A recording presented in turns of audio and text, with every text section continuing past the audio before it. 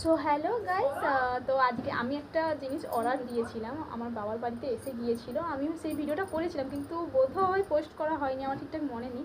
যদি পোস্ট না করা হয়, যদি ভিডিওটা আমার কাছে থাকে, তো আমি অবশ্যই পোস্ট করবো সেটা আনবক্সিংটা। তো সেটা আজ আমি বাবার বাড়ি থেকে আনলাম। আমি গিয়েছিলাম রাখি বন্ধনের উপলক্ষে।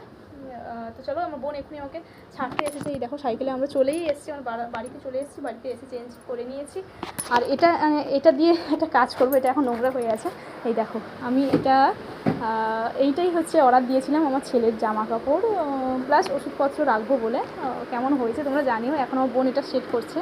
এই দেখো, আস্তে আস্তে সেট করা হয়ে গেছে, অনেকটাই সেট করা হয়ে গেছে। আর যেটুকুই বাকি আছে ওইটুকুই সেট করছে আমার বোন। আর আমার ছেলে এখানে বসে বসে দুষ্টুমি করছে।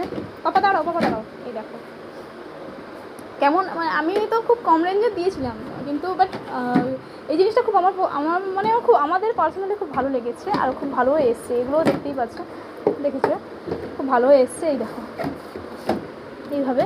তো আমার ছেলে জিনিসপত্র রাখবো, কিন্তু আমার ছেলে, আমি ভাবছি এটা প্লাস্টিকের, যেহেতু হার্ড প্লাস্টিক, তো আমার ছেলে এইটা রাখবে কি ভেঙে দেবে। এই দেখতেই পাচ্ছ কী করছে, ওটা রাখবে কি ভেঙে দেবে, আমি সেটাই বুঝতে পারছি না। এই দেখো কী করছে, দেখছো। আর এখানে হচ্ছে আমার বোন বাড়ি যাবে এক্ষুনি, কিছুক্ষণ পর। আমি এসে আমার বিছানা ঠিক করলাম। এই দেখো কী করছে, দেখছো। তো চলো, যদি তোমাদের এটা ভালো লাগে আমাকে বলো, আমি কমেন্টে অবশ্যই লিঙ্ক দেবো। আর সত্যি এটা খুব ভালো, মানে প্রয়োজনীয় জিনিস। যাদের বাড়িতে বাচ্চা নেই তাদের ক্ষেত্রে প্রয়োজনীয় জিনিস, কিন্তু আমার যেহেতু ছেলে আছে, তো ও কী করে, এই দেখো ও কী করছে, দেখেছো। ও এইভাবে দুদিন যেতে দেবে না, ভেঙে দেবে অবশ্যই, সেটা আমি বুঝতে পারছি। তো চলো, যদি তোমাদের ভালো লাগে কমেন্টে সবাই জানিও।